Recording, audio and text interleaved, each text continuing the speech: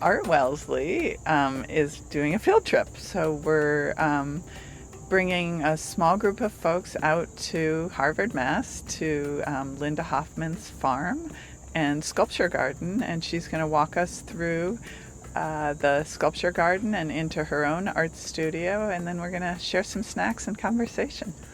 Who is Linda Hoffman?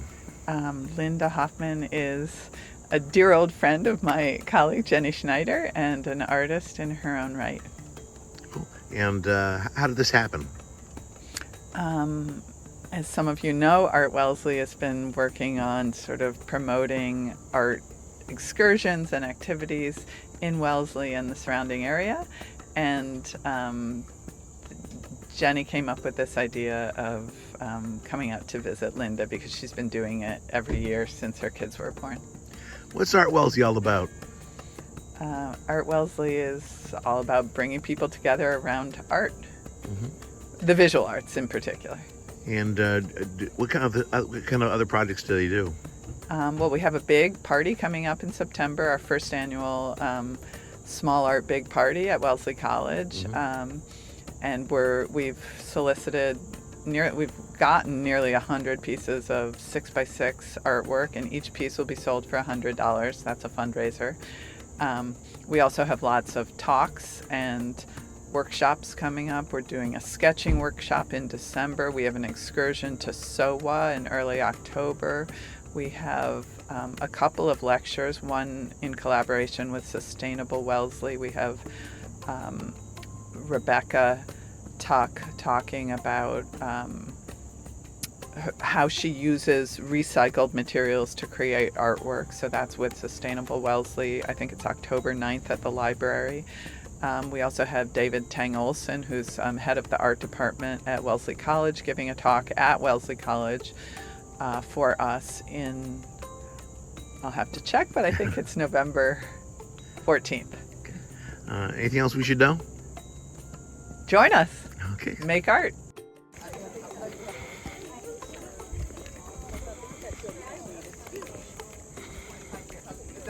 Wildflowers is the first one, which is kind of worth looking in detail at the sunflower.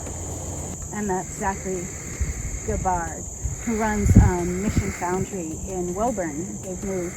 And he actually does all my testing. So we have one of his pieces here. Stone carver, died a few years ago. Beautiful man.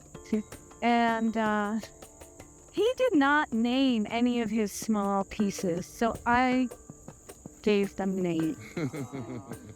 Just because it's untitled just seems sad to me, so I did give them names. So this is where it begins. You will see, well, here's one little, this is called hut. So like in that sort of Chinese poetry world, a hut, like in a Chinese landscape painting, a little hut there. And you will see, that's one of my little figures around. So you will see lots of them in the landscape. But over here is a solar-driven piece, Tulips by Greg Kersey. He does a lot of solar work.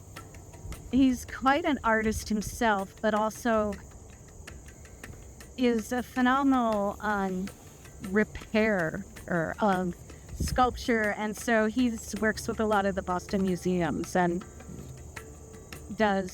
takes pieces apart and puts them back together that, have become born from age. We do change out the show because we want people to come back and cheer. And then there are pieces that are permanent. That little relax, if you sit on it, it's amazingly comfortable. Yeah. Yes, please do. This is a new piece, a new artist for the farm on the dam, the stick. And Jose Fiolo, he's an Ecuadorian artist. He lives in Worcester. Does beautiful work. And so he's someone, this is his first year exhibiting here. But you'll see a second piece of his too, and he's really big. And then down here is another kinetic piece, water driven, and you will hear it. Its title is Call to Prayer. And every 11 minutes, the call to prayer sounds, day and night. And you can hear it. You will hear it. But I don't know where it was found. What else? Right here we have a small piece out on the straddling those two rocks, water nymph. That is my daughter's, Ariel Messi. And it's hard to see. It's actually a hard piece to find a place to locate because it's hard to see. And beautiful about it.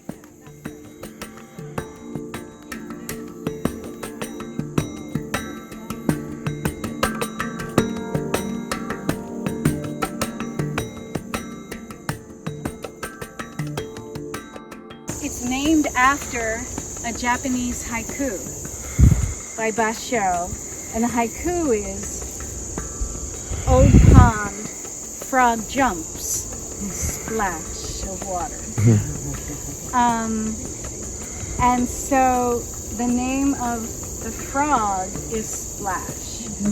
And that pillar, we've used it a couple times over the years. This is the 18th outdoor sculpture exhibit.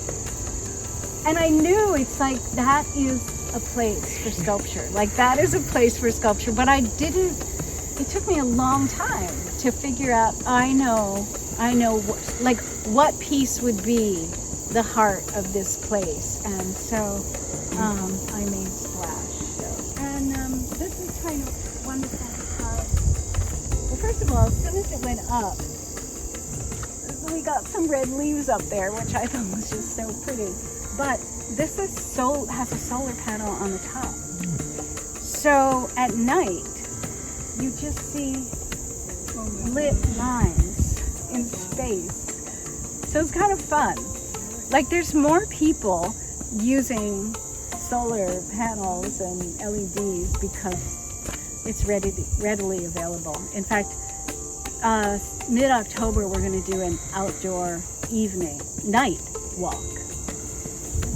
Yeah. So I think we'll keep moving so you can see a lot of it. We're going to see a lot of other people's. It just happens that this is an installation that I did, not the sculptures, but the stones early when I first came here. And so you're just walking through and you see these words. And as you walk, it's almost like you write your own poems. So I wanted to do that here. And then this year I changed it up and I added, with the words, I thought, oh, I'll add some reading. I think I called it Harvest Stories. So I added some, sculptures with people reading. I feel like it's interesting to share with people that all sculpture isn't about just the piece, but it's about the ground, the space that it creates. And so when you stand in that space, there's a different feeling.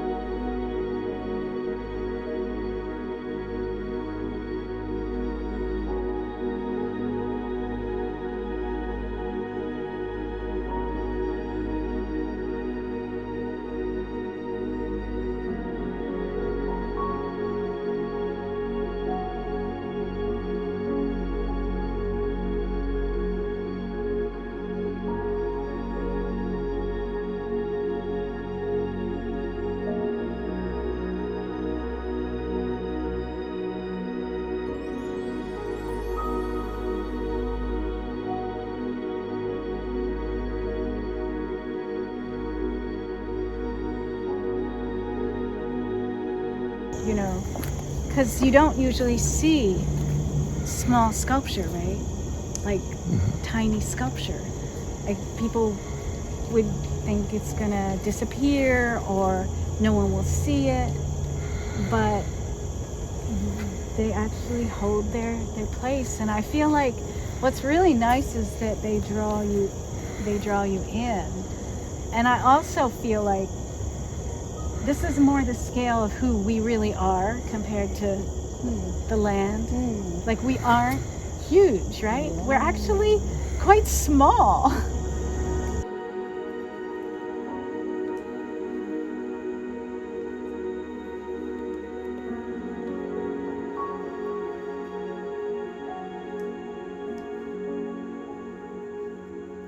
This is the Olympic bell.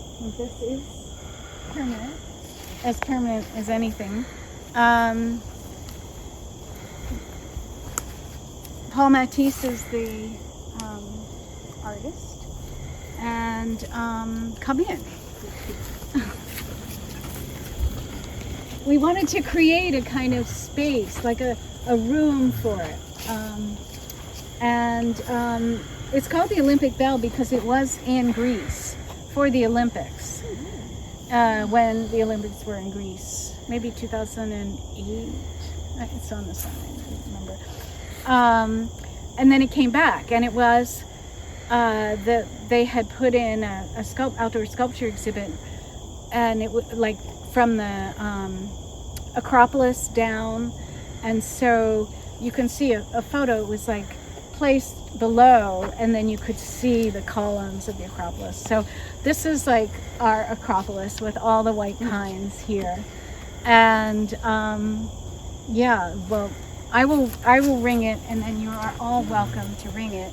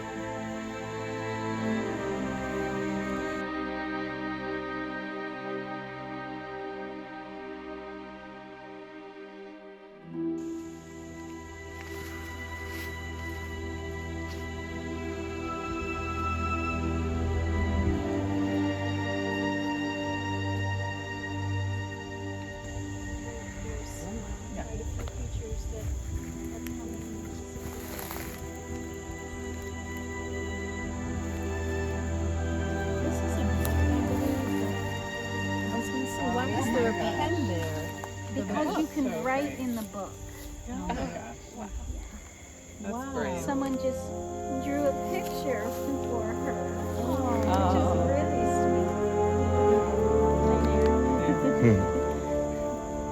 But the pen is over here. So it's just Oh, it fell. yeah. Oh, gosh. The one built for somewhere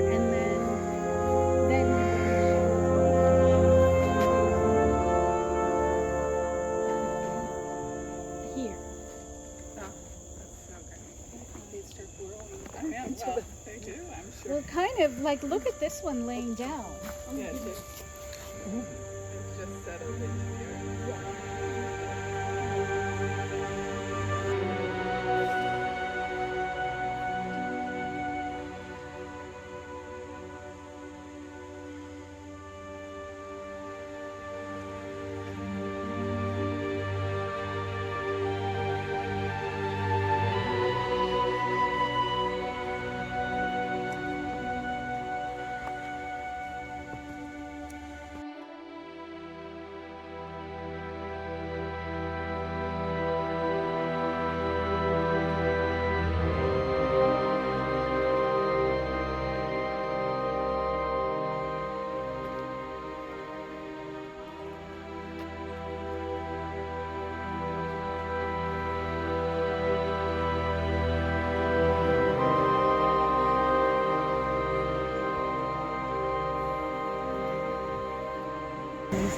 This was one of her first like three-dimensional sculptures because she was always making panels, and she suddenly realized she could wrap the panel over. And so she's one of the organizers of the Bolton Harbor Open Studios with Anne Gillespie. We were talking about this.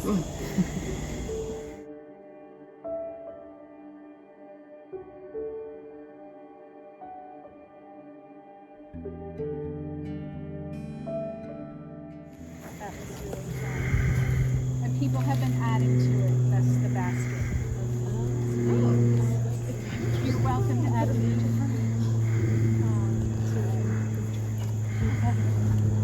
Kind of like an outfit, you know, in Birch Park.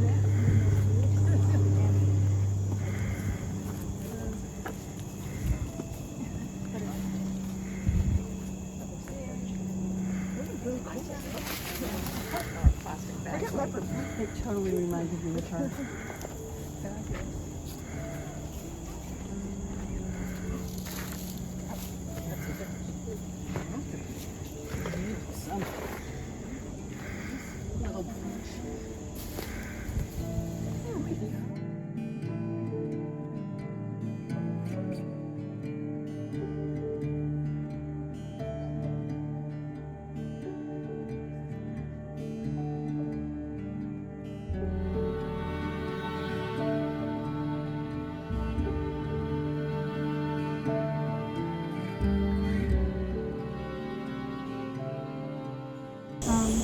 But it's once, I mean, we had 250 people here for the opening, and when you get on the trail, like people are like terrified when they see all the cars, but when you get on the trails, people are spread out. So it's usually pretty fun.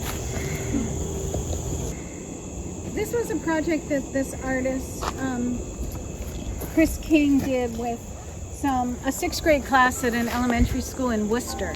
And so they found all the hubcaps. Oh my God. And they found all this nylon rope that was like ready to be recycled or thrown out, I guess, And so he worked with them, and this is what they made.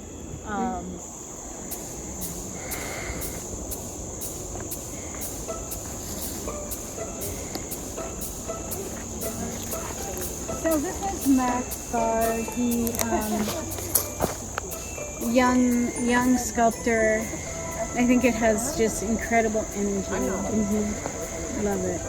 And he called it Birdhouse over Old Frog Pond.